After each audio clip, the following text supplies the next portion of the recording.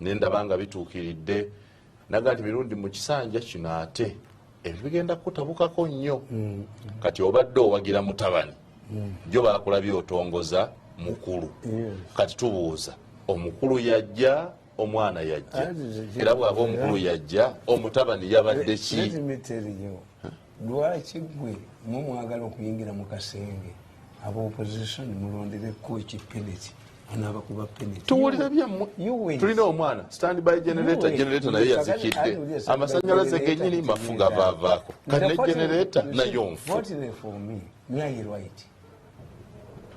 Political science is you're right, that's true, and you'll be caught up by your own.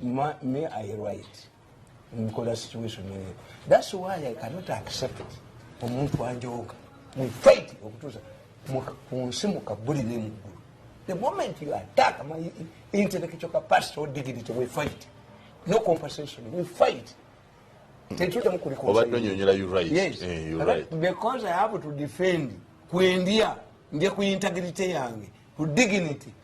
In 2014, Professor Abaganti have examined that man. Unless you go and tell the president that man, I'm a professor of psychology, he will fight you until he's dead. He does not believe in the dangling man. The man believes in his dignity. And I'm a self-made person. Somebody wanted to dangle man around you and day. But some said you don't believe in dangling money or you're made this sentence. Let him come on his knees. Obutavodo and Wandi, what did you write?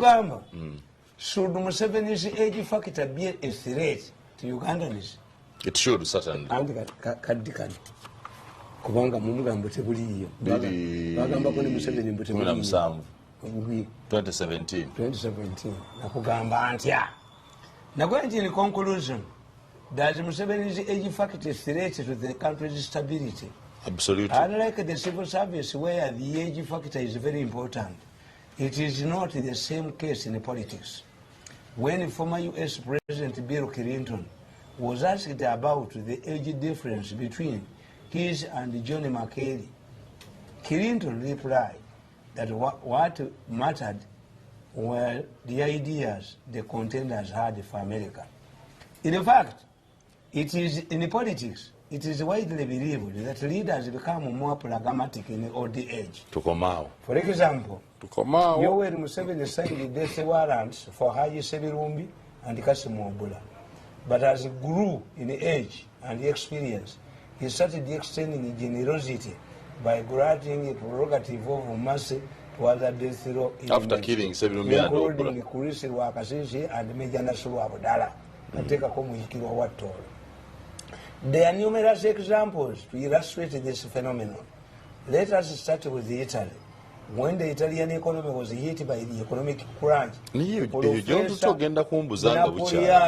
the age of 95 was picked to fix the economy.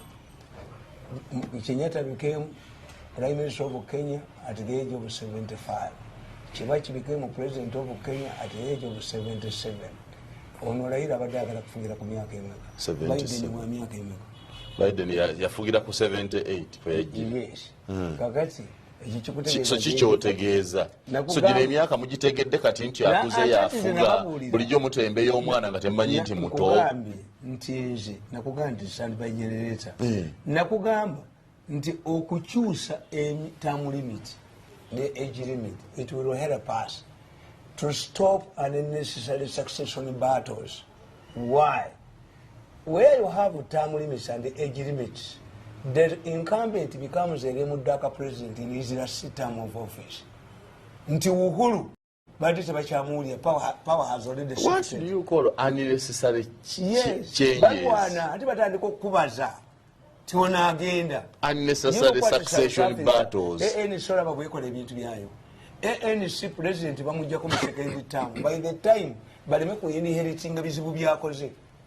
So today, if what is wrong, kubanga politics mutemu politics ofumbye mayuni ofumbye monde ombuliza bulizaawo ate kubuziza nkugambye what do you lose wawandika akatabo ku Museveni basobola nowandika akatabo ku Mutabani kandi muhozi bikame muhozi nabyo biri wano tukiraba nakugamba nti Museveni tayambye mwana we kufuuka muhozi George Bush Senior Saddam yali amuteze bomu Bush senior junior yagamba the man wanted to kill my father yakuba Saddam namujjawo nakugana nalaba president nga azannya omuzannyo gwa Shakespeare akumanyi bulungi when Caesar was assassinated by two people Brutus and Cassius his muhozi Antony his son Antony came and he mobilized the people. Brutus landed on his own sword. Cassius I don't remember because what I remember but if we meet again we shall rejoice, if not we shall say the parting was well made. This they must end the work begun by the age of March. Nabawu kana Cassius and Brutus, but Brutus yaliamazogam tiwe unzi yeba muzikana bulungi. Let us give we honorable burial because if we don't, nature might stand up and say that that was a man. Kakati icho nekikubuulira nti Museveni overreacted on Muhoozi. Why? And Muhoozi did not help Museveni. Me, I'm realistic. Muhoozi would have denied the tweet. They're not mine. I have so many enemies. Museveni would have instituted a commission of 3 people experts, intelligence way to authenticate what is the Kshani as you buy time. You know what the Kenyans? I told you that the president overreacted. In normal circumstances, if Kenyans took the tweet seriously, they would have summoned your High Commissioner to Nairobi, to the Foreign Office, for policy note. Yesterday, 2 days ago, the current minister, the proposed Secretary of Defense of Kenya, Duale, was asked. Duale pointed out, countries don't respond to tweets. They respond to official statements. He's only speaking as a naive person in Africa. Because let me tell you, Trump yatufuga eggwanga lyonna yafuga emyaka enanga afugira ku Twitter. That's primitive thinking. We live with that one, the tweeters, the ordinary Kenyan. No. Kati oyo ali mu analog age. Ali mu analog age. I don't yakyogedde. Akatabo kange ake Kenya. Ngasoma bulijjo. The quote of the day. Duale. The proposed Secretary of Defense of Kenya, when he was asked about Muhoozi's tweets, he said, governments don't respond to tweets. It is a matter of ordinary Kenyans. Governments respond to official statements. So why did Museveni respond to a tweet as President responding to a tweet? He wanted, you must evaluate the situation. Twali tulagawa mu independence celebrations where he wanted all of the visitors to come. Nebakikola Ruto aleme kujja. So he had to punish him. Tewali yakikola gamba omwana n'akikola omwana ye yakola. This time bota yagala tuba blaminga. Nange bwe bankola nze mbakubye gyose ejo. Ejo ko nende bajja mu nayagala kuba president ajja bufuna. Toli bukwata ko bali mu kubana dduka. Obujozo bwe mujoga abantu. Kuba they are driven by malice. Nti abantu bakola statements nyingi. Kakati ekyo kitegedde. Ti these people batuufu. Bana abalonchiza abazzukulu. Batuufu. Toga nti ffe, you were there. Baagala, Ndemyai was invited there. Omanyize nina interest zaawe. Nze mu government sinaamu mulimu. And I never work for this government again. Bwakola kuli ku butabo tebakusosola ate bagenze kola. Ogenda kuwandiika obutabulayo batakusosola. Bw'oba oyagala abasajja bano bakujooge kkiriza omulimu gwabwe. Buli omu nakuba essimu ofuuka kibi. Anti obakubira butabo ate tokuba mulimu. Oyogedde ki? Ova kwogere. But the last 10 years I'm enjoying my freedom. Nobody can ring me. You ring me for what? As who? I cannot attend any of their meetings. You are wanted. You ulina akuba essimu n'agibeezako bw'ati. Switchboard, wait for gun. Atalina bwana. N'akuba mu kadde. Essaawa nnamba oli kuku nabibona. I'm enjoying my freedom and I feel happy and I cannot surrender this freedom to be engaged in another humiliating exercise. So malisi yaabwe bakola bubi. Nti Muhoozi abamulala yali kiyiseeko. Naye they were looking for him. People had gone to court. He's flouting military rules. He cannot. When he hinted on resigning, what did you say? He cannot resign. Muzeyi called the Otafiles, Tiriali, Nabuzo Tafire Caterio. He knows. He can't leave this army because of the Kubanga Sigare on Yamu Yogi, on Yuta Yogi Wakokuba in Amawuli. Nangi Yajoga, now Ben Way and Peter Wakuzan. Yamu joke. I'm sure Casas, 5 billion. The woman to 20, you were telling Mirundi and Yamus at Deku, Kakati Marisia. Tibatunium was Mamutunium was as a successor. All the attention. Where are we going? I am mature enough to make my decisions and manage my peace.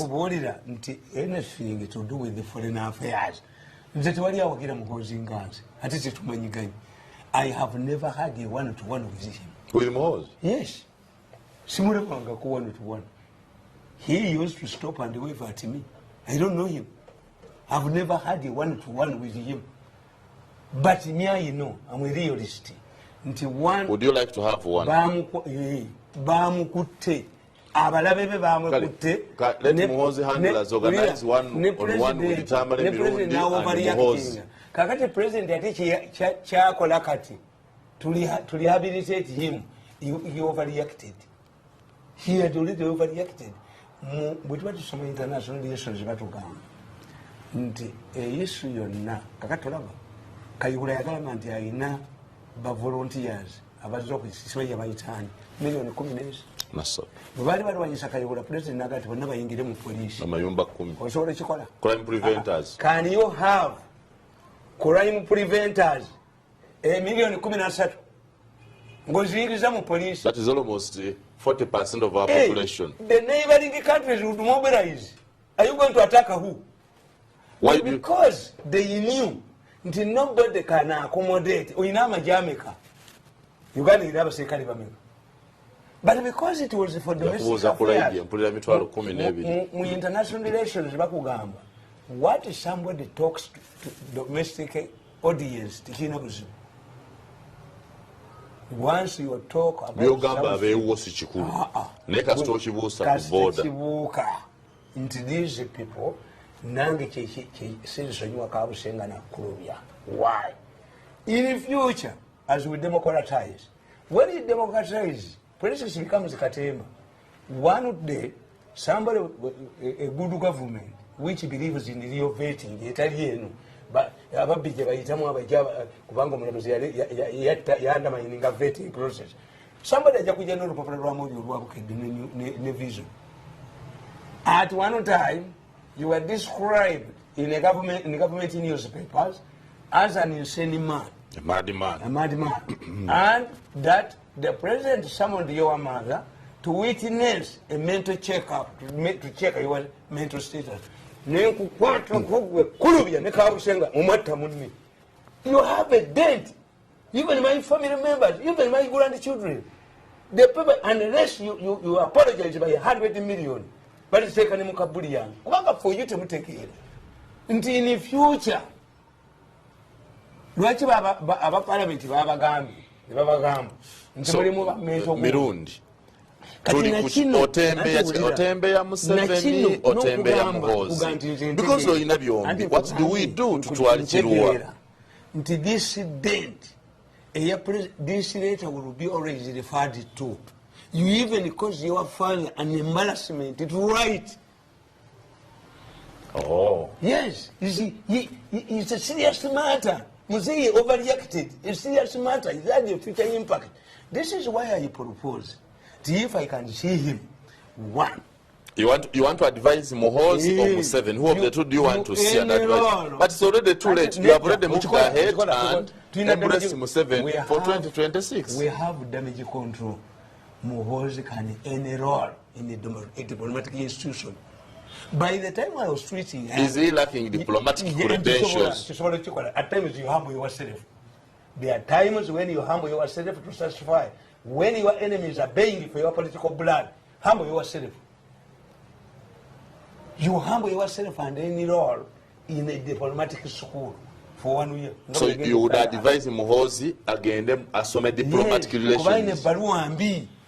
It will be a reference point You even force your father to write an apology to another country. So mwe mulowoleza dda bwe mubeereeyo nti bw'ataba Museveni bw'ataba Muhoozi ensi enaakoma abo oba bagenda beemeesige bagende. They are other people. Politics is alliances.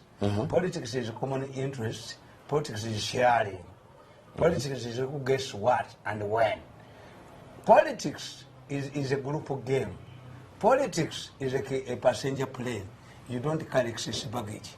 If I know, like I know, that I'm not a part of your future plans, beat them straight out and you know. No, when you go to no, you want a family again. No joke. How can you support? Do you expect me to support your future interests? The moment I know, no. Kakati nje mukozi. Nange mubara can protect the relationship with Naliko Naye. What is truly one to one can protect my future interests. I have a stake in this country. I look at the contenders who can protect it. One of the reasons you should support something must be a selfish reason. First you think about yourself, you don't think about others. Okugenda ku office ya national chairman mutongoze Museveni okudda mu 2026 wabadde protecting interest zo mula Museveni yasinga nakugamba nti Museveni for the last 10 years taina sente zampadde nalaba batwala billions mu campaign zabo bakusasira bakaba bakati kati oba mwimuka abatefa abatafuna safuna yadde kiku nino genda kakiiko nanjogereko nina kubeera kakiiko a hunting dog. I refused ne sente zange z'obutabo tebazisasula. Nino, that was the ngende kakiika nfuge teyabaddemu. Oyo wemulaba wonna nziruka buddusi yanjooga n'ajobonyabonya famire yaffe emyaka 10 emeka natta political career yange yonna ne banjooga mu State House ng'embwa ne banhambulinga. I humbled myself and the population supported me. Waliwo gwe bayaniriza nga nze ku mukolo ab'NRM banjagala nnyo. Why? What nabo bajogeddwa omuntu y'omu abajoze tu banjoze nnyo nenfuuka victim. Programs zange ne bazijjako. How can you suspend programs of a person who is supposed to be an advisor on media? Obujozi abantu b'NRM bategeddwa obujozi. Nti an advisor on media bwajja ku radio ba TV n'ayogera ebitakwatagana. Sakahimu takwatagana na status anti oli abasaaki kwata mugobe n'ebyo byombi tebikola. So Museveni yandi kugobye si kujjako program. So program za Mirundi, program za government. So yes, naye kiri kikwatagana na kino obujozi obujoga abantu tebamala okuhambulinga okomewo. Kakati nina interest zange nti ab'NRM banjagala nnyo. Why? In spite of humiliation ne program gyendaga gye balaga abantu kubanga once you humiliate somebody nabagamba nti in politics humbleness helps. Nti once you make somebody a victim, society sympathizes with the victims, not arrogant ones. This is why Raila Odinga bwe yagala okutwala Uhuru ne Ruto Hague ne batambula Kenya, they traversed Kenya in what they called to Gund prayer rallies ne bafukamira ne babasabira. The country sympathized with who? With them. Yes, with them. Ne bagamba to look at Muhwezi once his house was raided by Kayihura. Nataninga mattresses in Achi. Mukakayihura namugamba, if you were a warrior, why don't you attack a Gondi? What happened? Muhwezi put up a brave face. So, bounced back. As a political, Kaboyu was seen carrying her mattress. Yes. The minister, Kutesa went to the dock. Nobody is pursuing Kutesa now. Let us go so back. Let us go you back. Humble yourself and satisfy the enemies, your enemies. Gwenga kafuru ebyobufuzi. Now that Mwami Museveni akoma 2026. Atenga ne Mwami Jeno Muhoozi naye abadde ayagala. How should they behave in the time between now and 2026? Muhoozi awagire kitaawe oba naye atongoze. Muhoozi as an individual Uganda ina place. Omusajja omumu wala bwe yagamba munne nti bwe yakoma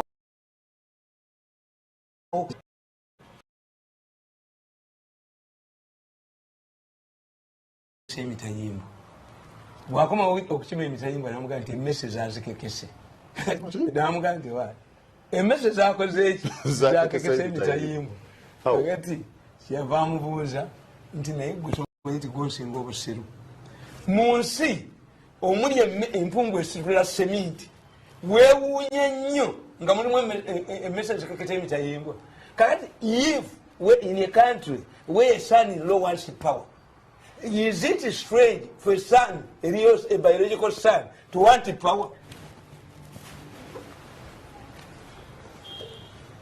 You get it? How should the two behave now? Kwakati eriyo naddala mmwe mubadde eno muline wa Museveni gyoli wa Muhoozi gyoli so ogenda kusigala wa ogenda kusigala wa Muhoozi wa Museveni. I would be scared if Muhoozi is rebelling against his father. What if he chooses to do so? Because I'm going to are you fighting? No, Sige. I fight him. You fight him. Muhoozi while rebelling against his father. If I indiscipline, which he cannot do. Muhoozi mumwagala chikulu yete kata kisobola. Muhoozi is highly intelligent. Museveni yamugambye towandiika ku bino n'amugamba sebo ndi mukulu manyi kyendeko okuwandika ne byenjagala ate ffe kyetwagala kizidde omwana aveeyo agifa abamu twagala bwana twagala mukulu so ajje eno tumulage pawere ewaffe. He will be a loser. He cannot. Tayinza nakicontemplatinga tasobola. He's a highly disciplined man, I know, but he's young. Genda osome gundi Clinton. What do you mean young at 48? Young at 48. Clinton bamulime Kansas. Very handsome man, very arrogant. N'avuma buli muntu ne bagumujjako. N'agula jeep ne yeetoloola Kansas yonna nga yeetondera abantu. I was young. What did he do? He became governor of Kansas and president of the United States. Setbacks zibeeramu. Kuba muli bubi yagamba Museveni, I did not fight to restore chiefs. Even in my family, we have never had a Muluka chief. Yanyiga. When we were president yagamba, I will never meet Habyarimana again. Yadamu namusinka nechanika. So we study statements according to situations. Ani atabyogerangako. Mwe mukoze statements meka. Waliwo sauze kabaka yagamba nti ekikutta obudde kiri buta. Waliwo yakwata enyondo n'agiwuuba ne balasinga mu parliament okuteeka biteeka erifuka lya bakabaka. Museveni n'abagamba nti this man can create a swap, we don't have this law. Bonna ne bapanikinga. Sekandi yava mu campaign ne bajja baliteekawo. Nga kabaka akutte enyondo. Ali ku mukolo. N'atikkira Besigye enkofiira mutani wa Kakungulu n'asika ebutabala n'atikkira Besigye enkofiira. So emotions is made up. And when to make a press conference. Waliwo omuntu gwe mugamba nti gwe soma kiwandiiko kino. Era journalists baagala nnyo to divert you from the press release. Obeeko ne byoyogera. Obeeko ne byogera away from it's because a press is restricted.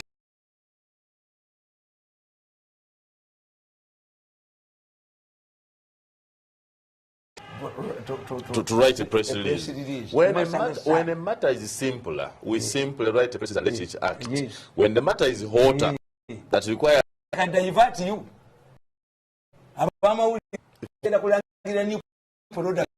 If you don't self, you mess yourself. When you say man, a former sober man, trying who used to have women firire gata raping a man like Onurwasa. When it was starts raping, then you ask a question: what has gone wrong? Kakati, when you see a president who liberalized the airwaves, unprecedented, radio Uganda yaberangachi. Museveni fought within NRC. Ngabamugamba nti onozi sobola otya radio ne mu mawanga amalanga Nigeria wa mwenna president bw'aba ayogera nga bali speech baki mubeera ku nakasero mwenna kimuwa but Museveni liberalized the airwaves. Is it the Museveni came up with the minister of ICT? Is it the Museveni who can sign this social media bill? Awo wenyini woba okwata mu katono. Contracts, cookies.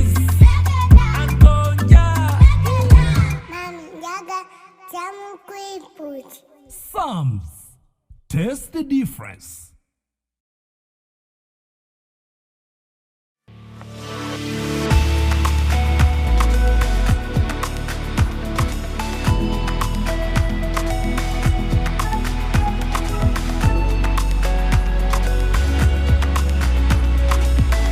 Enoni Baba TV obusoga bulayire.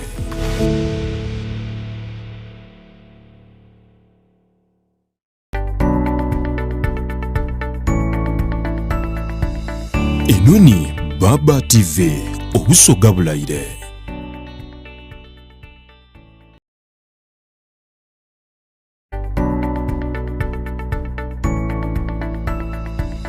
Enoni Baba TV obusoga bulayire.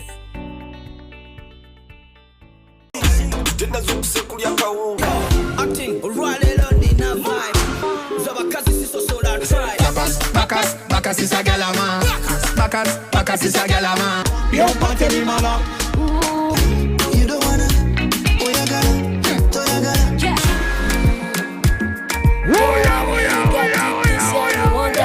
What do you have to do? Wait! It's a battle, it's a battle, it's a battle, it's a battle, it's a battle. Are you happy? Then the happy would have been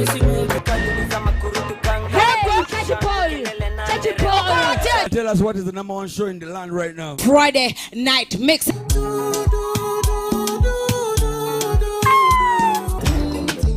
Look at you, mirror. Look at you, quality. Enoni Baba TV obusoga bulayire.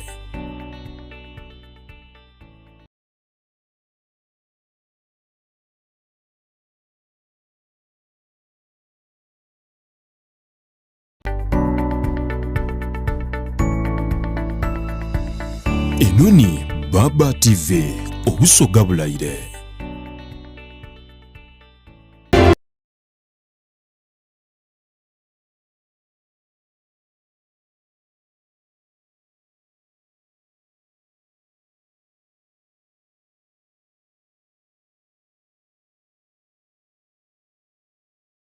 Mutelevu ku Baba TV program The Big Story ne Joseph Tamale Mirundi mutalo Yohana Mirundi nemole namatovu wanganti abakonga alaba nange mange kadde Margaret namuya abakonga newe kitibwa Matia Wakalali sebo webale kuba kutu na kutuwagira the problem is oli ku problem awo yagala njala kumanya lwaki bwe mubereyo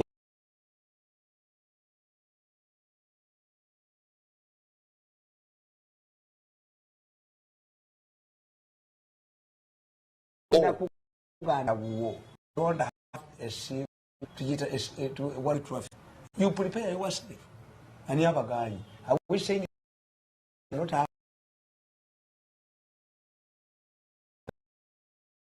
kubi tukwate ku Bobi wenyonda zetu werekero ato tuzza walala abaganda bakuganti amaluma tekakulisa kamuji kamuji ya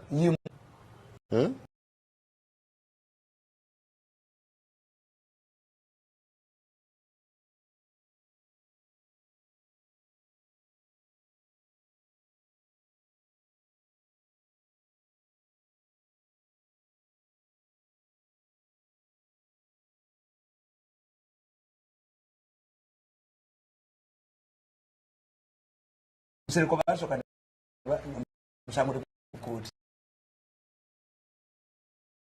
ate muntu weko ne copy serko na panikinga I sure serko taking me muntu ya muyamba case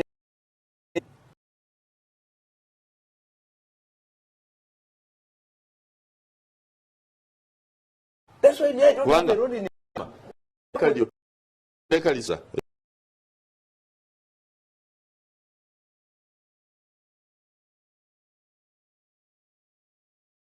sente ye fulata la tayogera kinakunyiza kakati bano omusango gwa organ nagwo gwabalimu okuhandolinga nti how would they handle the organic case?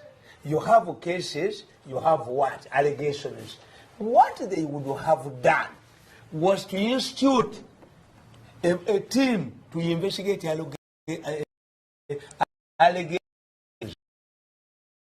If there is a case going on in the head before ICC, 63 of our surgeons are indicted. Policemen are indicted. The one I see shouting. I have already seen evidence.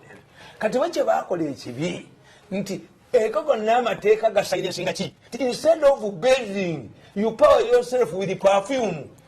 Ekizibu ekibasumbwa kyoti okwogera kubanga omanyi nti kijja kukola bubi. Gavumenti eno teyina kizibu kyonna. Ebyo byonna ekibisumbwa ye Kojjange Robert Kyagulanyi Bobi Wine yabasumbwa namwe okweyuna gyo mumutongola. Bobi Wine yabakuba abatambuze Dubai yabasoze n'okukomyawo abaana. Gavumenti n'abatereka yakomezaawo abaana. Kyagulanyi bakozesa mukozesa. Ani Kyagulanyi is part of government agents. Ngate byakola bikosa mwe. How did these issues start? Nti bitandika bitya nti batandika tebakuga nti Kalamujja abanyezi bente bakomyewo nti abapokoto umpokoto yalumbye ku famu ya Buti n'alumba ne wa DPP mupokoto ne bagataliyo umpokoto adda ku famu ya Buti n'alyente dinda ne baddamu ne bagamba nti abapokoto bazeemu abakalamujja agondera ekyaddamu njala ekyadda ku njala kyali ki kano kaweddemu Bobi Wine kutwalayo mmere. What happened after Bobi Wine got tuteyo mmere?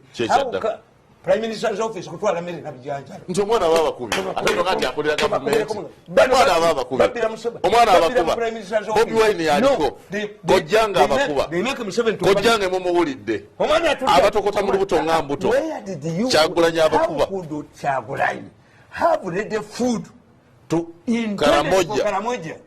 When the whole of government does not have has local structures and none is sacked. You have 2 ministers in Karamoja, specifically to observe Karamoja. None was sacked. So this is not Kyagulanyi. This is not Kyagulanyi. Abembogo naje muri baramusiza nnyo mutuongere mwatu omu yekane n'emirundi bimutabude mutuongere yo wokubiri omu kino kibenga kiwedde abaana bazze bakaaba ne bakaaba kubanga Museveni bamuyiga. Museveni is a mini man, releases money under pressure. Yes. Babira mu Prime Minister's office, babira mu Ministry of Health. No government. No. Ebola era monitor yamutandika. Ebola. Babonyeza abantu. Ebola abana basoma. Okiraba akubira mirundi olimba nawe. Ate bamenje tubeera. Okimanyi gwe. Ebola abana basoma. Oba Ebola te uniform z'amasomero n'abantu bonna mu bambaza uniform. Tubakubireko mu ngalo. Changu nnyo Ebola te uniform z'amasomero tetutambula naye abana basoma soka soyamba uniform wonder drug kubanga bino Museveni alimba Museveni tibalinawo vaccine. The pharmaceuticals are using a monitor to panic. They're making Museveni to panic. Ati ayiwe yo sente kati olabo kati njagala osooke ndowooza ndibadde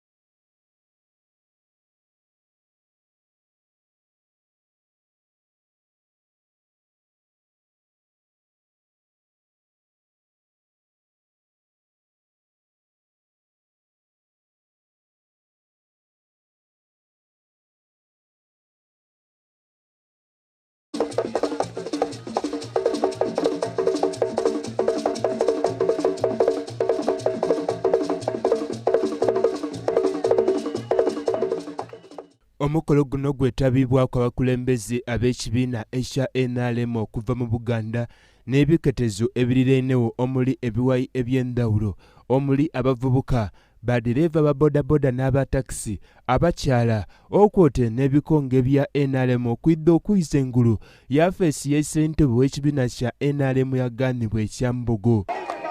ONC ofisi y'abazzukulu erangirira ki omalako jjajja tova ku maini era bano okutuuka wano kubeere kusasa Diana kwebaza emirimu amakula omukulembeze w'ewange yagainuka General Kaguta Museveni gy'akolera ekibiina n'ewange erya Uganda. Ate era abazzukulu bakyakubanja kubanga parish model tukyagitereeza omuntu wa wansi akifunemu ekintu kino. NRM oye! Museveni oye! Salimu Uhuru! Era bano batongwezza omulamwa yaffe eno kwerijja okutambulira ogukoba nti General Museveni akaaliba amaanyi era talina kuva ku luguudo.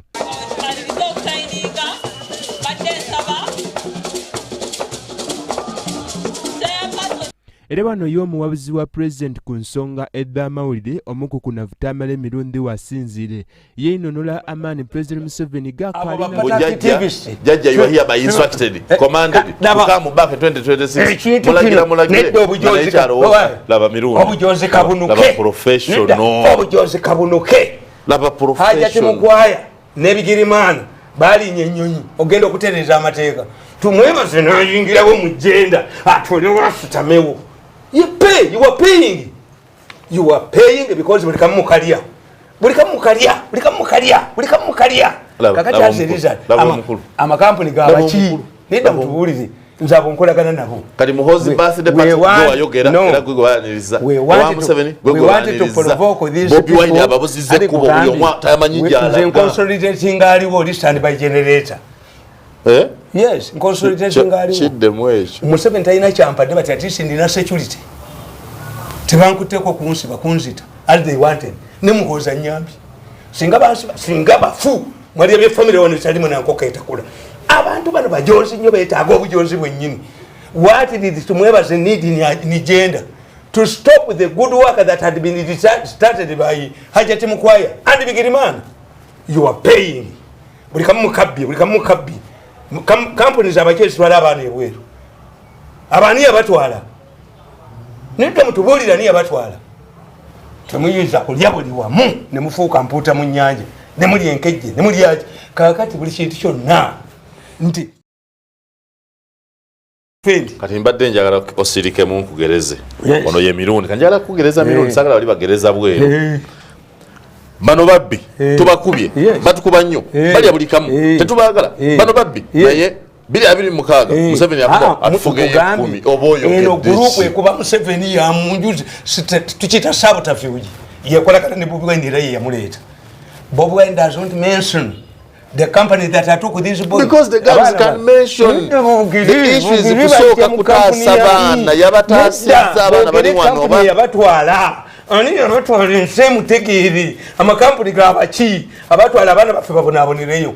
I told you even Idi Amin had the excellent relationship with the Arabs. Did he say Ugandans to Arab countries? Did you see slaves under Idi Amin's government? No, certainly not. Who went as far as forcing Uganda into the Islamic countries?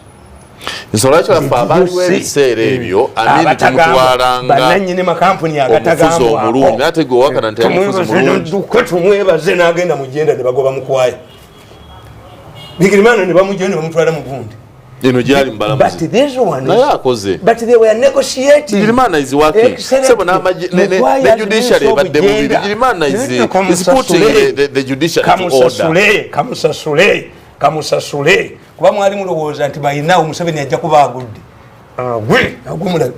mulabeko nze njagala nnya mu kinyenyi munyenye amasiga tulaba ayokerwa mu nyumba kuba mujoze buli muntu abaana ba NUP bategese ekintu kyabwe Tamale kibatagaza kibakuba nawe kikubuza olaba wasitusogenda mu basajja tebakusasula butabo miliyoni zobina ate wagenzi bawandikira bulala era ogenda fulumya akatabo kalala nze ne wandise ekyange birala nzinze zange ne tebakusasula balikiyo ate no wandika olulala bali balowooza bajja kunyiga nnyo njoge nga badango linze sente. No, I'm not seeing money for the first time.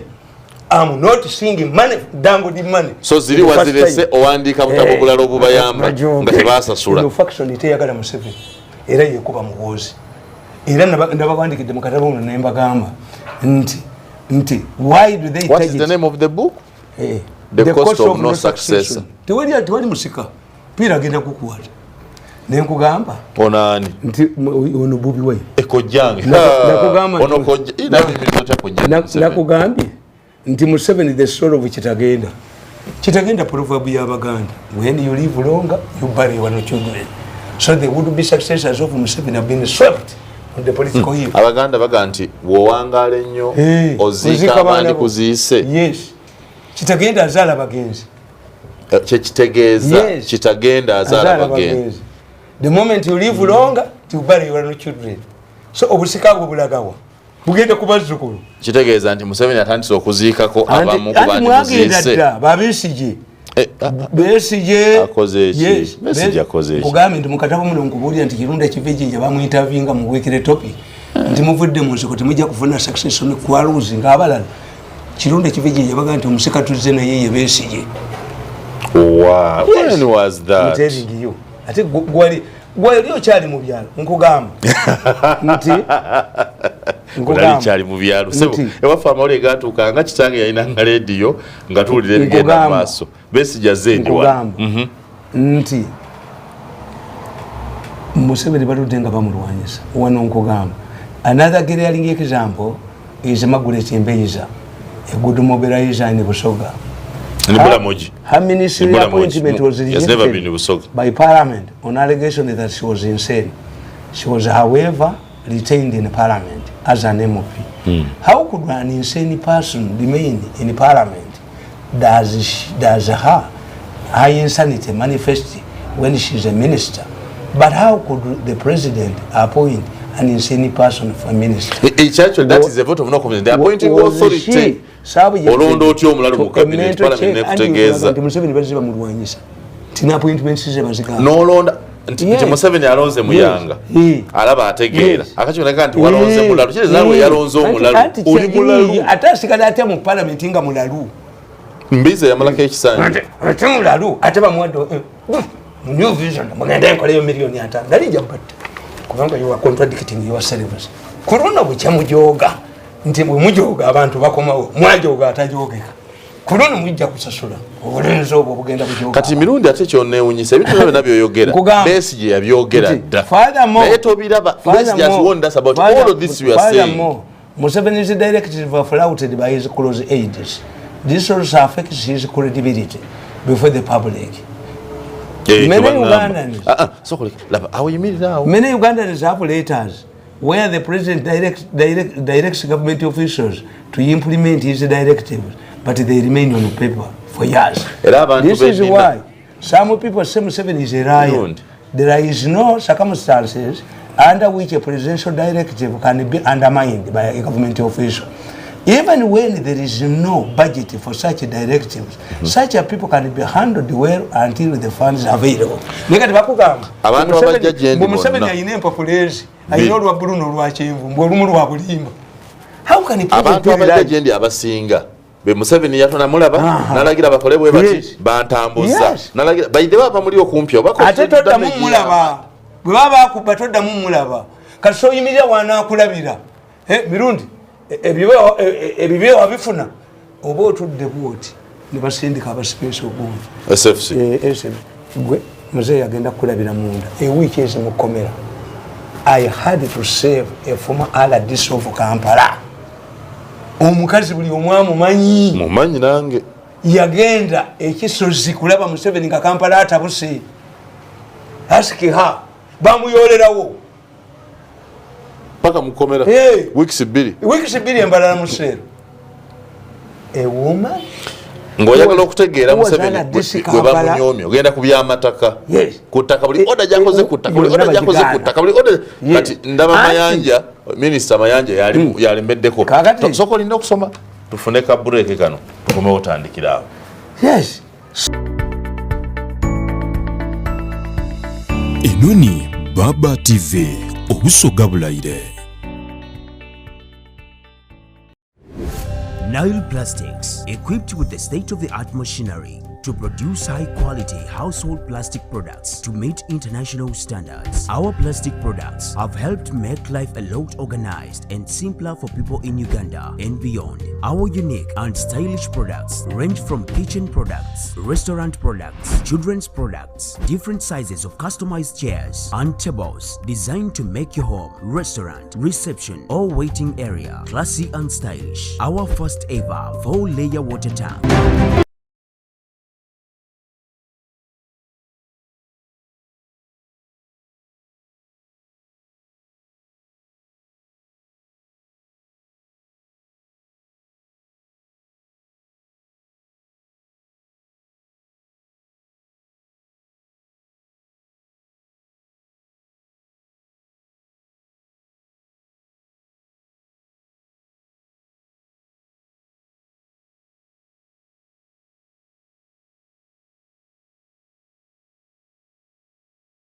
Kugamba nti mbadde nkunyula nga nkugamba nti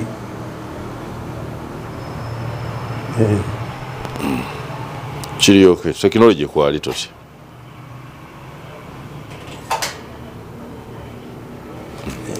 mbadde nkugamba nti munda mulimu gavumenti Bobi Wine gyakolera era ye yamuleeta nti he preempt does not address the real issue. Is working for the Prime Minister's people, but Boneka in Prime Minister's office. That Boneka group. Oh no, not you're in Tamanishio. And Percazet by was a woman from Babaru. I'm a good game and Okubera on Game Percazet ever said. You know, Nati Kakonani Gama Pesa. Naga, it's also not Saku. Was did Museveni mention the Sakos? Obakodeka Center Comparison. Ebikati byachu kada bananyini sibabiyingira mudda tezijja kukola. How different are these circles from the previous circles? How are they from emyoka?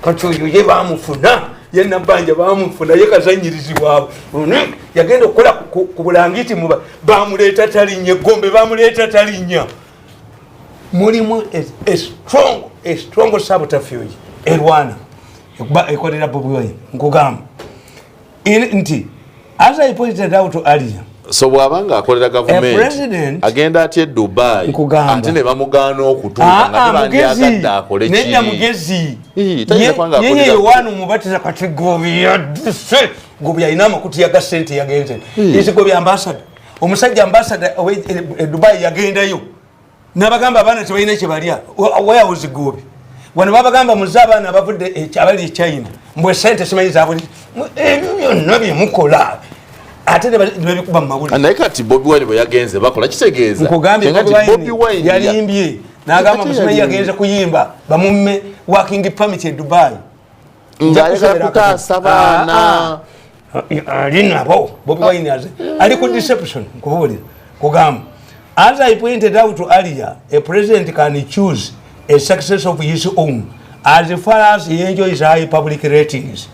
This means that the people can need his successor services or his legacy to continue through another person. We have a number of examples. The former Kenyan president, Arap Moi, made rode on the back of Jomo Kenyatta and he retained his legacy as president following the Nyayo process. In Brazil, because of presidential term limits, the former president Luiz de Silva handed over to his former vice president. Dino Obasanjo in Nigeria.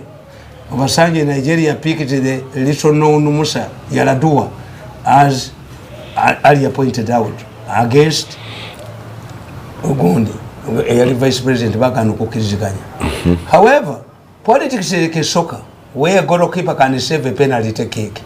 In order to undermine the incumbent to pass the baton to the chosen successor, other interested parties usually do the following. One, ensure that the incumbent is disgraced so much that people fear the continuity of his administration through a proxy or his chosen successor. Museveni omuwinyise. Kakati bw'omala okuwinyisa Museveni ng'abantu baba tebaagala ku extending Museveni's administration because the problem will persist.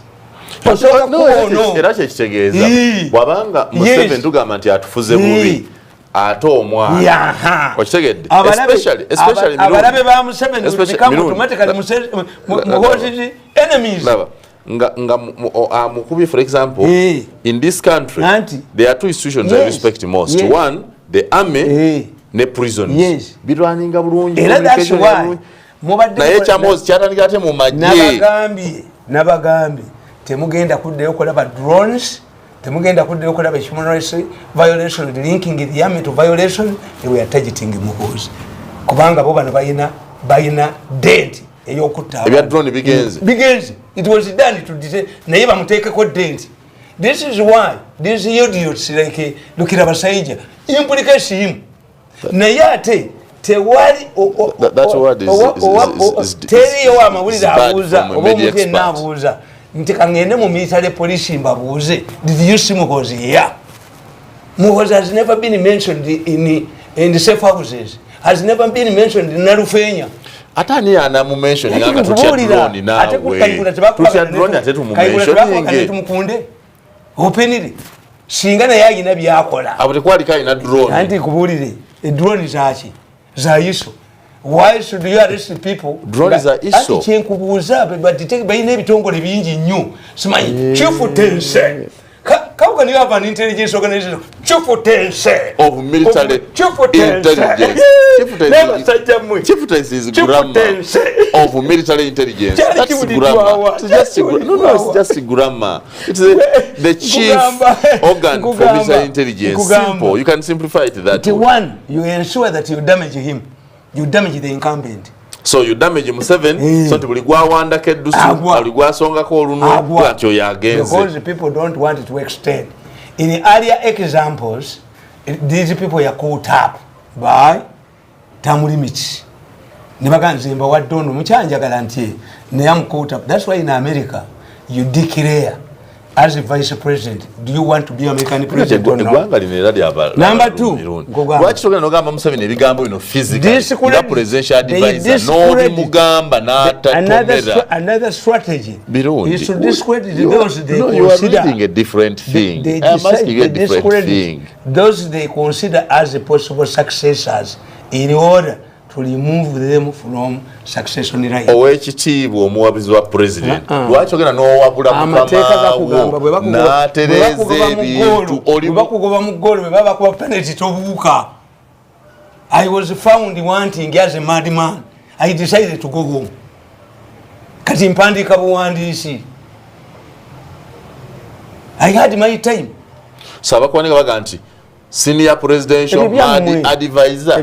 How can you be president advisor and mad at the same time? I'm a former press secretary and spokesperson of the president. But also mad. That's the rank. And Baba Adibara was mu propaganda tuchita name calling a baptism.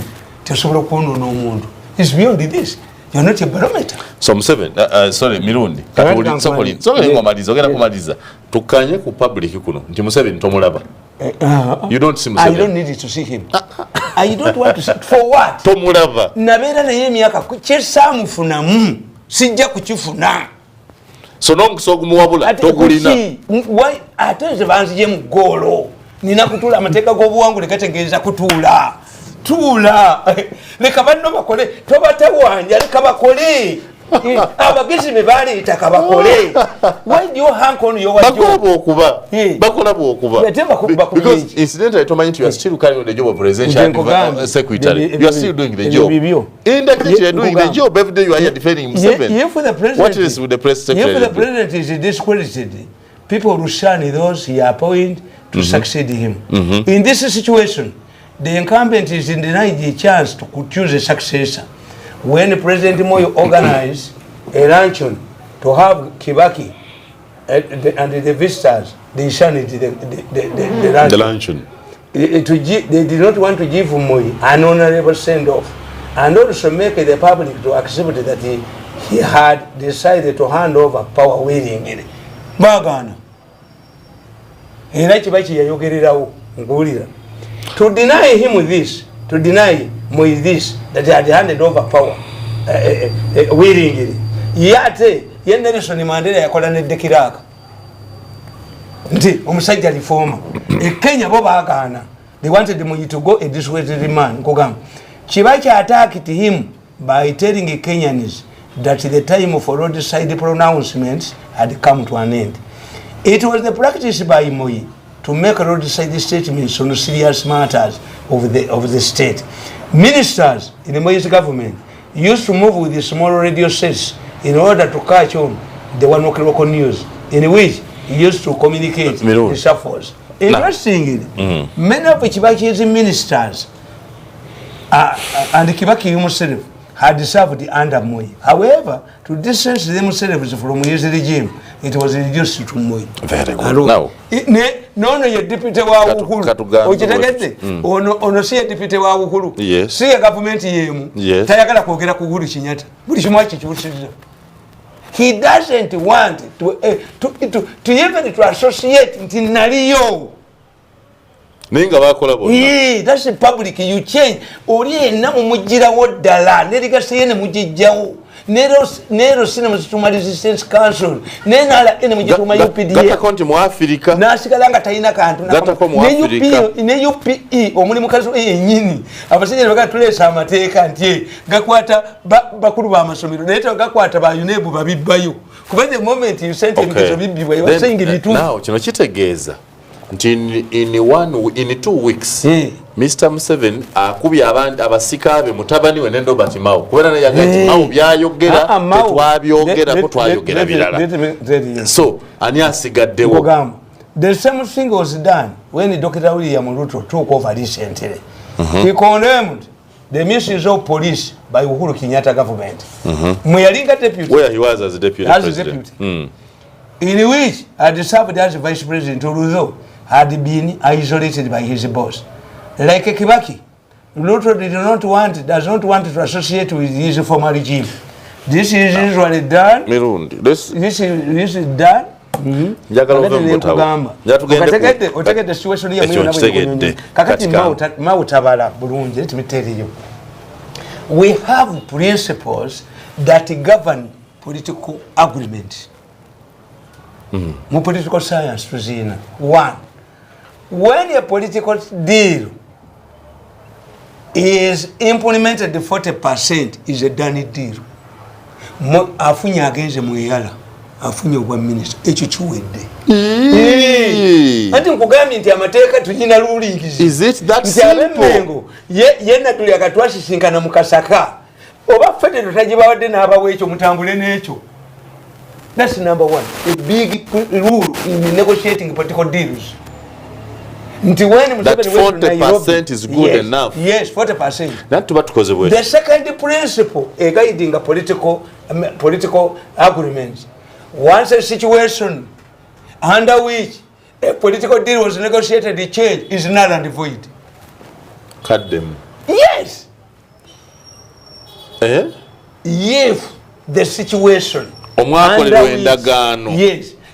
Bwabanga nzire baga nti Mao asanze battles mu palace. Kati nono nabagamba oba mubadde muloza mwe mulwana mweka kabatekemu omuzukulu. Kati palace politics atabuse. Nanti kati ekiwa kitukosa bwe kiti Mirundi. Kati Mao situation yamuleta teriwo. Kitukosa bwe kiti. Teriwo the situation in the palace has drastically changed. The Mao is completely useless now. Completely is a bit. The situation. You did say Muhozi can be rehabilitated. Why are you not saying Mao can be rehabilitated? Anti yali tacked there. Era Mao yagambye tinje nine ekisumuluzo ne mugamba talabanga ko kufuluze basaze. Talabanga yo kufuluze basaze. Omwana yabbe motoka yange bwe okubbe motoka yange bandeka ebisumuzo mu nyumba bugenda okukya naye motoka egenze. Kankubulire teri coffin yina magezi ekuba mpaka na gulevu. Dukaze gulevu rubija sanjiriya the office ngemu. Coffin tekuba mpaka na kabuli. Yite entana. Bakati coffin tekuba mpaka na ntana. Nti mwalese sanduke ntono kabuli. Basima busibi kugazi ya era noyingira. Tolabanga coffin is a foolish coffin. that competes, that quarrels with the Kabuli over the Kabuli can swallow it. Whichever which one? Therefore, prevails over the other. Is it a Kabuli or a coffin can remain without fitting into the Kabuli? As a country, therefore, tulina constituencies esatu ezivamu abasika ba Museveni. Constituency emu ye UPDF, the military. Constituency eyokubiri ye opposition. Constituency eyokusatu ye NRM yennyini. Military, there are efforts to dent it tesobola kuleeta. Opposition nayo mugikubi ne wa Museveni teri musika. What next? And nkugamba nti the movement system, political system, undermined and curtailed multi-party system of government. By the time Dr. Semogere resigned from government to contest the 1996 presidential election, his Democratic Party had become swallowed by NRM. As a consequence, many of the party leaders did not follow him when he resigned. This partly explains why he resorted to rival groups like UPC and Mengo leaders. Since the movement system had not produced new political leaders, those who have been fighting Museveni over the years are mainly from his former allies. The situation came from the fact that to have financial resources that could finance a presidential election campaign, one had to be in government. It's also a fact that one has to be in government in order to market himself or herself to the population. This explains why those who have tried to wrestle power from Museveni, except Bobi Wine, have been his former allies. The other catchment area, the opposition political parties, had been decimated by the movement system. This state of affairs has undermined peaceful transfer of power from Museveni because in order to defeat him, his rivals resorted to malice. As I stated earlier, no leader can hand over power to a hostile group that pays for his blood. This affects NUP too. Unlike Kenya, which has reformed structures and a stronger constitution that assures retiring presidents of their safety, Uganda has weak structures until the attitude of opposition towards Museveni change to give him an assurance of retirement. Museveni will not surrender power willingly. So where do we go? Can we salvage because you talk very much about the future of your family. You don't. Things are like this. Going in nga ozekiro ngoinesa trouble wife no muganti mukazi gulawo sula bwe will she open? No. It is those in opposition that create assurance for retiring presidents to retire. Assure me of retirement. But you cannot beat up my son. You target my wife. Immediately I leave the office, you power money there. You subject me to a 6 months maraining by book and monitor, the most stupid cartoonist. Charlie Chabula Chitonga Chabula name one Chionka Kumabere Gambo. Naku Chinkuba Cartoon was a Sichiman. Chokaba cartoon waited. You chank Bianga and the Navy Monk. Going to quarter Kogan, dressing and never did the most stupid cartoonist is found in the moon. Where did Anchima? Where did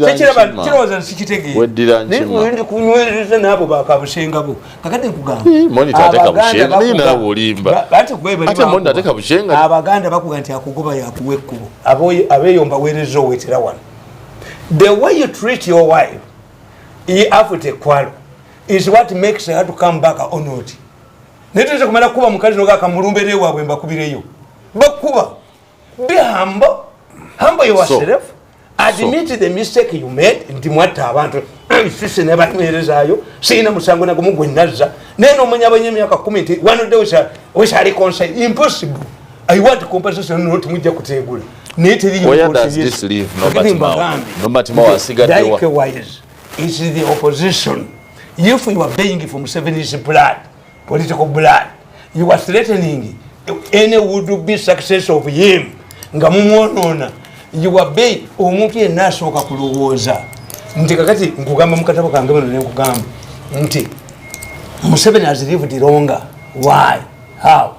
Has seen Mugabe Comrade Mugabe yawona bayola abakoota abali bajoza abantu waliwo gwe bayola amagulu kagendera waggulu bwe bati bamubalakisi yavuma oyo Kiwenge we can't deport you Kiwenge yalwana kubanga gwalimuko bayola omuko mutwala talinya abakoota actually Mirundi that's why become part of the problem. Dos Santos yafiiriddewa in exile the man who defeated UNITA the total liberation of Angola yafiiriddewa abaana be bali ku misinde. What about Chiruba? How was Chiruba handled? Kakati lwejosanga nti oyina okufuna ya option endala. Why was Uhuru Kenyatta fighting tooth and nail to ensure Rutugun? Abatese mwagala. Ate Kabila mwana mutone yati yakizanya. Ndiye yakwatu hukuse tunamuwa. Nafuka senator for life. Twenze muku atako. Ali mu parliament yo. Yes, with the guarantee. Basoka ne basiba Bemba. Ne bamujira mukuru. So politics is planned. Nti bano government bajisulte. Naye wadde nti bwetuba tulonda abasika mu ggwanga, the first family has a chance. 1, you have resources. 2, you can market yourself. 3, you can ride on the incumbent president. Naye ate badde the most credible person yasobola ate okumarketing bagoba kubye ani olwo atolooza bakuba muhozi bewe NUP yekuba muhozi oga NUP yekuba muhozi ngukubera obutambi odduke NUP yekuba muhozi nare okay tugambe nti nare yekuba muhozi oba where muhozi is a square is the Rwanda factor. The follow back opposite country of the Banyarwanda is Uganda. Ate Rwanda ikwatagana mu succession yaffe. Ethiopia bakubagana ne balwana zenawe bali wamu ne afeki ne bawamba Ethiopia banene bakiza that these people went to Rwanda. Naye batayigule rebels batwala Ethiopia issue yatiyaze. The issue is batwala abantu fete bajja claiming independence. The countries are twins. Rwanda and Uganda twins. If it took the Tutsis 50 years to go back to Rwanda, it can take the Hutus 100 years. That's why you are forgetting that when Muhoozi scored in Rwanda, Uganda is doing that. He went and messed up in Kenya. So the Kenya story messes up the Rwanda story. The interest is Ekwanga. How could President Kagame associate with him after this scandal? He has more interest here than the Kenyans. Can we therefore nurture Mao to neutralize that? Rebranding. What type of person do you rebrand? Mao Mugezi. Can you rebrand Mao? Because the retiring president must remain in the shadow of power for the next 5 years to maintain it. Museveni can control Mao even after retirement. Oito controlling Ganze. Oito controlling Mao. The big story on Baba TV continues shortly after this break. People you take it to state house. Bwetukoma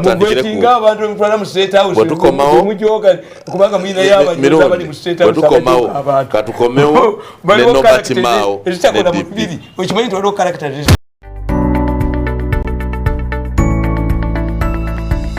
Enoni Baba TV obusoga bulayire. Encha bagenda kulambula eddwaliro ly'Amagoola, efactory y'Amagoola. Wali ogeze Ematuga Magoola kyakoze mpulira buwulize naye Magoola ebbalwa zinozera Magoola ono yajja mu parliament alaganta endala lya covid akyaliyo ajasike katabo kan kene bawandikako kati yakola chwati ziduye yakoze factory yamanyi nyo mu Uganda tirimu yadde mu East Africa tirimu ngefulumya ki dagala factory is not the infra the good the building ono mulaba professor Nazir Niyaz is an advisor on Congress on viruses. Weya ono ye mu USA ono Magoola bwe yabalesera wanne mwito omubbi era laba abantu bano tebalina nsonyi.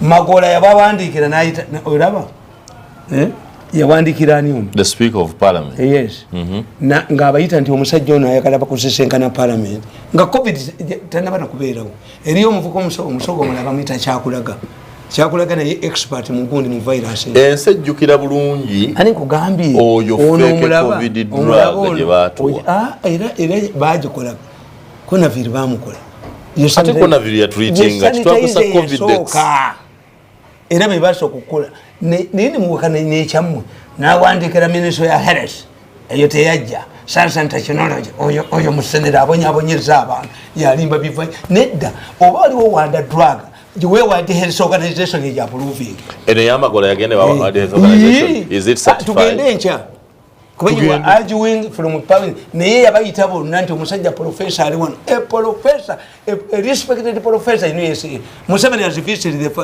the complex 2 times. Let's go.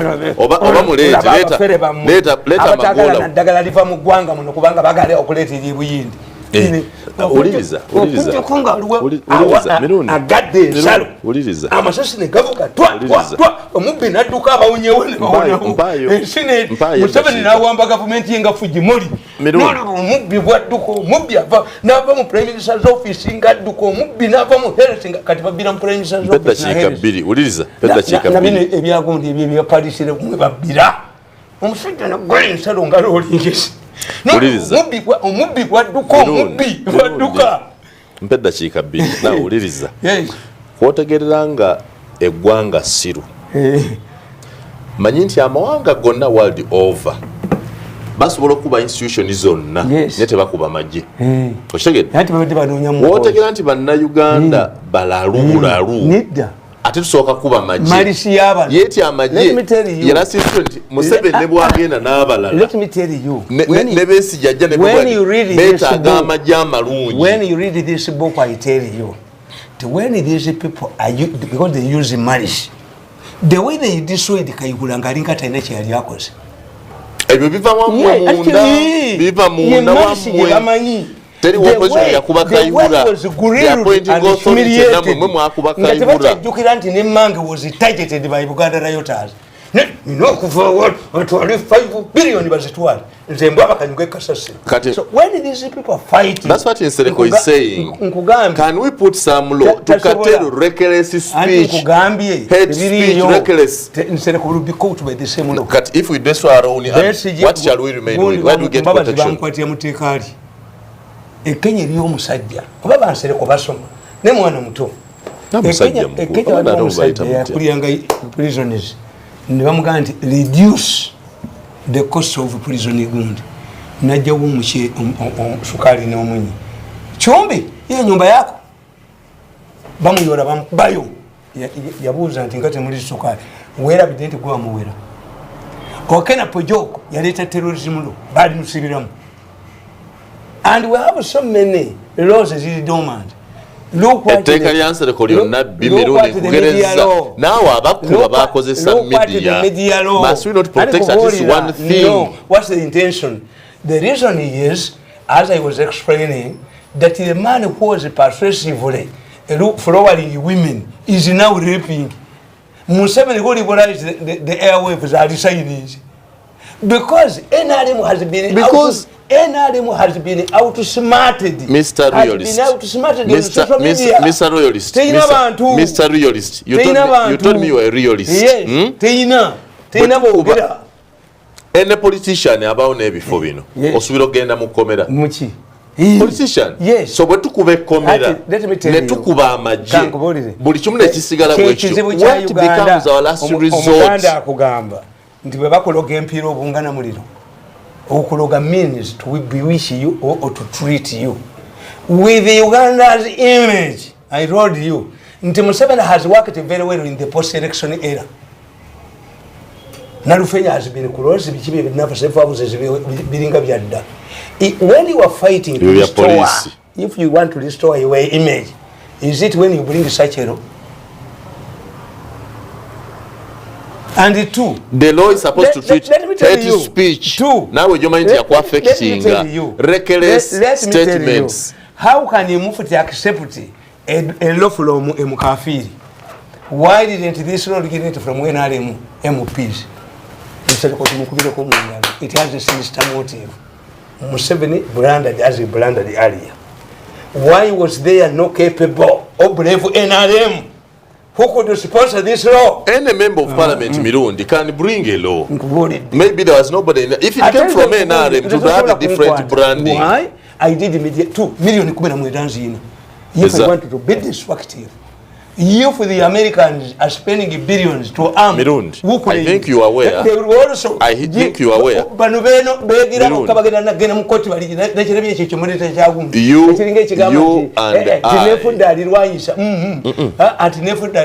My record is clear. I fought the 1985 media law that was sponsored by Monitor editors to use the electoral college. Where is it now?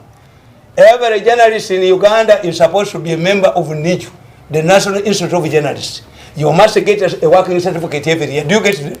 No. The last president of NIJU was in outside. Is it dysfunctional? The law is dysfunctional. But recently, media council. You must be approved by media council. A media council is part of the NIJU. In absence of NIJU, there is no media council. Gakomye over be katiba babali invokinga. Katikubaja kutwala mukoti omulamuza akubuze what is the law and I'm a journalist. If a journalist ways you are working practice because the law remains there. What about this law? I am beyond a journalist. I'm a communications expert. What is this law about? I'm a communications expert. So journalism is simply. And I don't attack Museveni because it's the problem of MPs. You know, why? If it entrenches, it infringes on media freedom. When the population is known. Why? Mirundi, you have not read this law. You have not read this law. The argument is... It is not in the interest of Museveni to create appetite for the speaker to sign bills. Why are they bringing bad bills now to silence society? No, I have offered to train 10 people per district. Graduates how to defend the government. This government is defendable. Well, yes. What this government is suffering, you can't do it. Government, I can do it. Government is suffering from what you don't have the patience to train 10 people everywhere. To cheat political inertia. Once a system overstays in a power for a long time, it develops political inertia. Government, reforms. This is hygienic problem. Political hygiene, political inertia, and unifighting. So, in fact, the moment it is announced that Museveni is here to stay, it will restore order. One, he will be provoking those who don't want him to come out to Israel. Politics is like a fishing, you stir the water. So we are safe for telling the country that Mr. Museveni will return in 2026.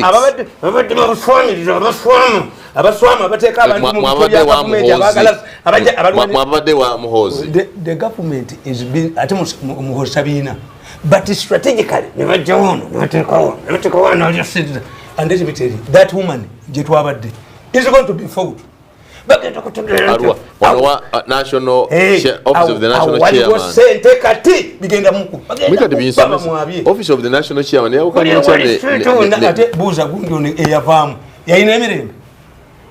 Babalanda. How many times did Babalanda invite me to restore her?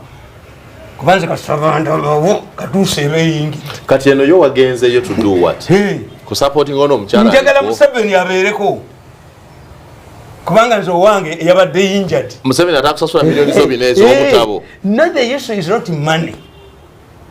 Yes, nzesinza kukkiriza bujozi. These people who have killed me. They battered my son, the same group. Hired the sons to kill me. Wanted to kill my wife. They ensured that necessary yampa was must come on the knee. Me to kneel. Kakati nchimanyi. Let me annoy Museveni. Let my family suffer without finances, but I will be offering myself to a hunger man. Since I couldn't government, no one poor minister. Or which I will undergo state house about Laka. Immediately I left you power money there. You subject me to maligning. You humiliate me to that level. Because it's a job. Maringambi to the year one way to the Gandhi State. Nene Mamma would room to know their wind. Nenda would tell one go with you day when the poor with you day and Pandy kid. Print our books. What would you do one way? Most 7 yes. Print our books. n'obukuba nedduka abo ne basala amagezi ne batakusasula mbu banteeke kakiiko kaabwe ng'embwa yaabwe nga memba sisobola siyinza kutuula nabo siri musiru.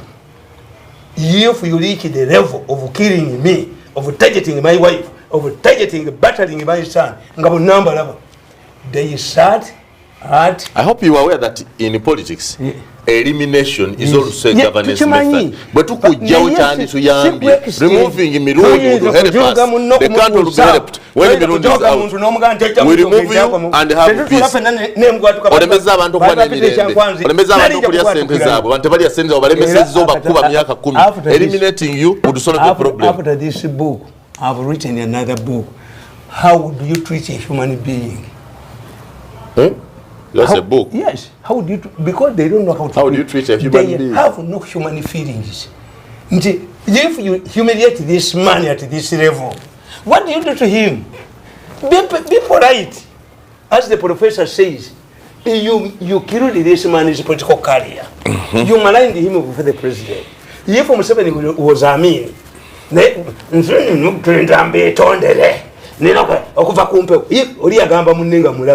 if we don't deal with this man, we have no future in this country. This man wants to ensure that we don't play an active role. You killed. If you wanted to be a nun, you wouldn't involve yourself in sex. In the pursuance of money, huge money, you committed an international offense.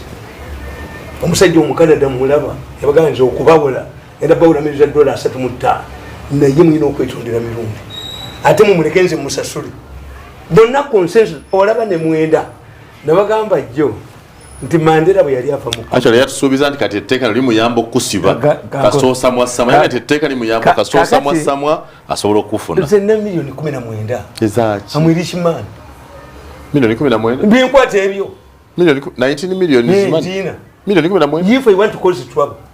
Ogamba nti bo etteeka ze likugamba. Anaye mulamuzi yasala izo gatosa sula gende. Ebyo yawerere. Kasitola ba government ingitandi sokola ebyo. The fact that no NRM MP could raise his head over this stupid law, it tells you. Ntibo balitia. And how is it that bad laws could not find their way in parliament during Kadaga's time? This is a vote of parliament. You are in danger. You are in danger. You shouldn't just laugh. A government that has been maintaining press freedom, praising itself for a liberal media, but later confront one point. Instead of smearing your body with the perfume, be bold enough and get a colored bath.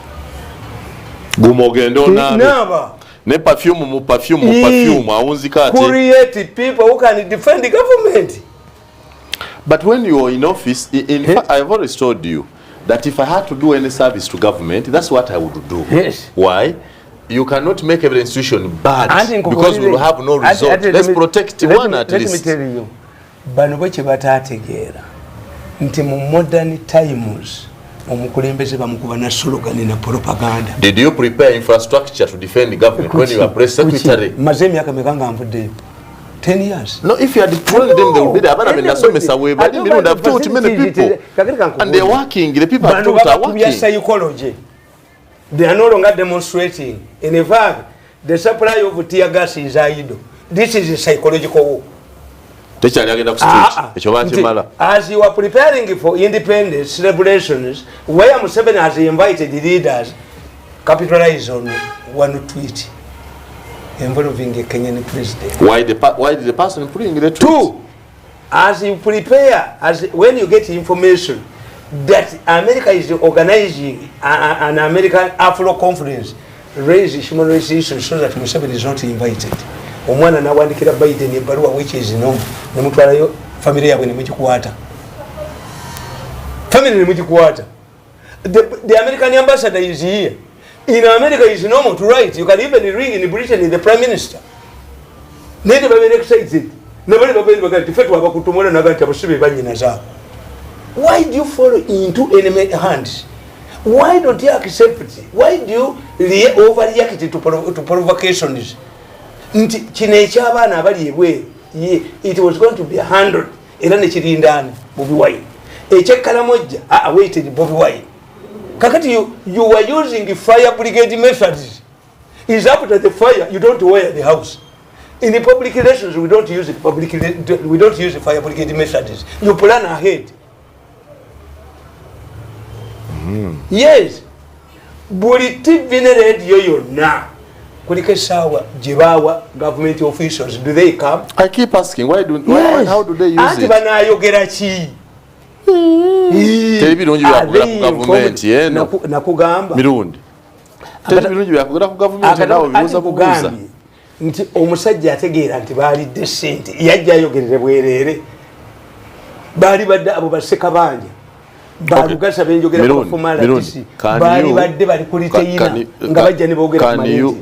and I, yes, train an infrastructure to defend the government? Yes.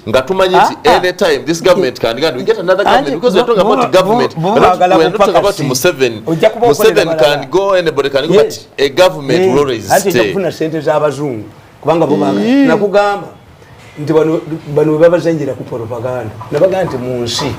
Propaganda kintu kikulu nnyo bano babakubira. Tuyina deception, tuyina imperialism, tuyina reverse psychology, tuyina bandwagon.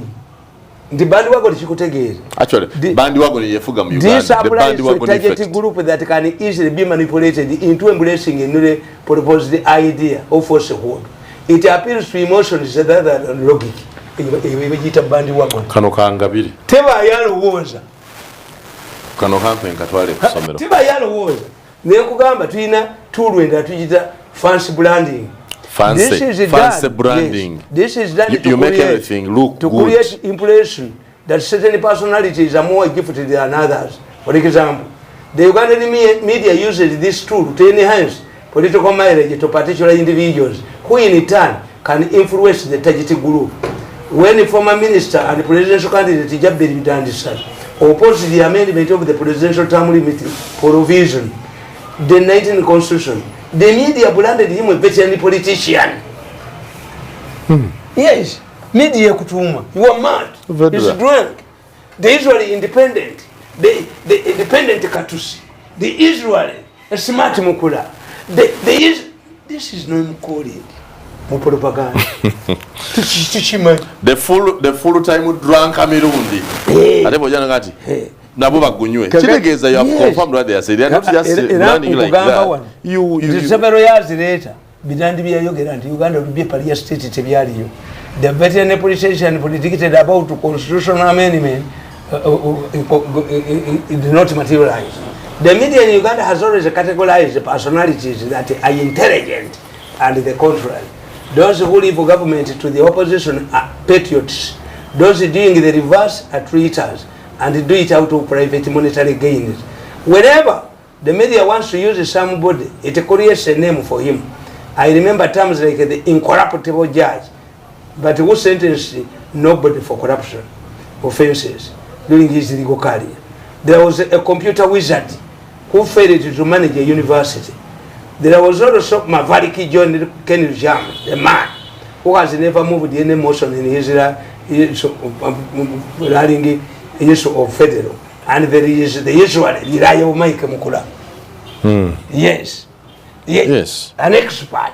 Mirundi ogenda ku federal gwasinga abemengo kutegeera bonna basoma mateeka tebasoma federal ebeera woddi ate kati gwasoma media tosibanga oyogera ku organize gwasoma bibumba nasoma political science osiba oyogera ku bibumba n'olaba bbeeyi yabyo omutima gwa mitwalo 5 wasoma ebyo ntegeera motive nti we have a proposed law on the parliament to regulate, I support it, to regulate donations of organs because it is practiced everywhere. The area was messed up. Kakati, when you say nti omuntu asobola okubeerawo n'ensigo emu, you are encouraging other people to donate their kidneys. Which is right. Yes, you don't know it. Which is right, because you never know when you need that kidney. You must remain on nutrients. You are like a plane in a engine. kakati babano babefujiro yekiyingiddemu baloya baani bonna bakiyingiddemu nti abantu babateekayo emu impression nti gwamanya ekiri mu Uganda. Besigye teyakiyingiddemu politically. Besigye as a medical doctor is confirming kisoboka omuntu okuba ne organi emu ensiga emu n'ebirala nga abasajja abantu bakubuulira nti omulambo ogwaffe bagulese bagukonya amagulu. So don't encourage people okubagamba nti osigaza ensawo emu ensige mu situation of poverty. Gwe gulawo edduuka, gulawo ekifo, abaana nze njogera nabo nze njitunda dola emitwalo egi nenvuka ku nzirusi wenfiira kakati society emwe mugitegeere ndi bampa emitwalo tino nga mpayo ensigo yange. Society emwe mugitegeere nti once you encourage a person that you can live a comfortable life with one kidney as this man, what will happen if you open up a place where people are buying illegally? Boba chise mateka donation. Atabo chita donation. You donated, why are you demanding money from me? That's why the prostitute, prostitute, profession. Puro means you are selling something that was not intended to be bought. Puro. Kakati if you said donate, mateka mulimu donate, mu propositive bill, donate. Somebody will say if you donated. Okugaba ensigo olw'ensonga tewayinza kuba omuwendo mutuufu gwa kitundu kya muntu. Wane eddola emitwalo tegimala ensigo yange is more price you cannot. Do you know the society you are operating in? Oyimanyi nti mujja kulaba layini if people today are still going to Arab countries in spite of these wide spread stories of have you seen the government moving in nenyenyi bwegwa enyenyi endala ez'ekika ekyo zonna zibeera grounded to find out the cause. Have you seen the government suspending issuing of passports until the matter is solved? Have you seen the government suspending those who are going in spite of these tests settling evidence? Mirundi, I would tell that to government, but I'm not in the government. But you are in the government. Use your privileged position to speak to them. If you can't see Museveni, speak to any other.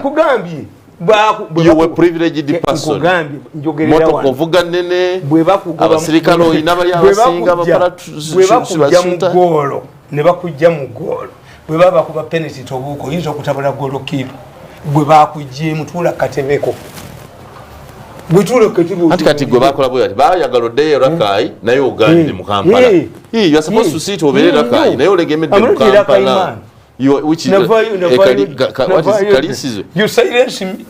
You are going to silence me. They want you to go back to the village, but olemedde one. Go back, you have peace. I did not come on somebody's instructions. No. And I have a large following. I've helped the country. In spite of being humiliated, humbled, and what I've done a lot. That's why I'm appreciated. You have helped the country. Yes. Obuyambi bantu babulaba. Kubanga bwolwala ekigere kyatereera tetulabe ngatte eyakabi ekitiibwa Matiya Wakale yambuuza omusajja musanzeewo ensimbi because zise ku simu yange naye tezituuka tugirabe ngatte eyakabi yambala bulungi anti kakati bazikolamu ekigere kireme kukola ki era ekirimu enaaremu ekirungi kyekyo nti mwabaliyo ne mulya nga mwambala buli mwe mukaaba ffe basajja batatatukanga nayo kulya ate ffe netulinga sirina kye nalyayo Mirundi ani yali akumanyi zino zesuli zewayambala nga tonnagenda museta nga bakajjawo nga bakakimawo what did I own wayambalanga bwoti olaba bajjawo ne lita 20 ez'amafuta tokyazifuna obwo bukopi nnyo ate tokyafuna mafuta ekyati kiba bukopi buyitirivu toyinza kwambula mukazi yanoba tokyafuna mafuta twogere nani ku kyamafuta ajja kujjako amafuta nedde ekyo kiswaza funa amafuta ngagala koki ate bakuba batya mu lwani buli mafuta Mr. President Sebo muntu atakyafuna amafuta ayinamu emmotoka musajja mumuwa amafuta. By the time the male babies were killed, Jesus had already arrived in Cairo. By the time you bring your buses, you will not find a single Kamunyo of mine. You know when you do, I have we block every avenue.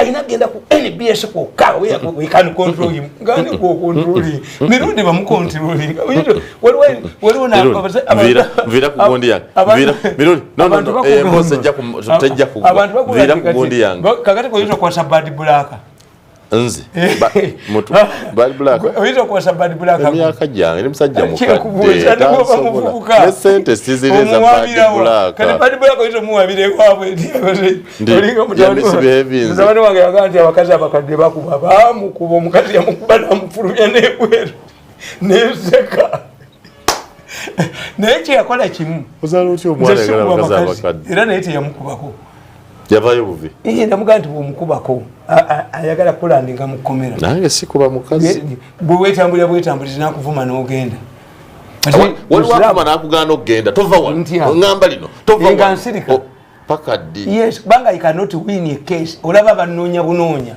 nekati balaba ku mukazi wange ng'aliko olubale amangu gonna gakuba bowedde kubanga olina okutegeera kyegamba nti afende mukozi nga bwali w'amagye ng'ate w'amagye alwanira ku front line omanye abaganda baga nti ewafiira omuzira tewaba nsiitaano kubanga omuzira is already brave. He did not realize the impact of his political enemies. Nze ne batumiranga abantu nti banna butepu bu recording zibuno bwempulira omusajja naye bajjogera n'okwogera nti Museveni yalagajjalidde omwana w'isi ni danger kubanga bakitegeera abakize naye walagajjalira mutabani wali ku bakazi bakati kale ey'olwaliro bwetyo wegenze mbagaliza nate olwokuna public relations officers. Can you and I train them? Who can help people like Ofonopondo? Is the best, they are best. Oh, Ofonopondo is their best. Analyze so can't Ofonopondo lwaki ta training abalala you create an nalaba ko kubundi nalaba ku byuma byange ngofuna agamba. Why do they want me to abuse the people? Every morning I retire to my recycled home and drink 2 bottles of beer when they are going with the billions.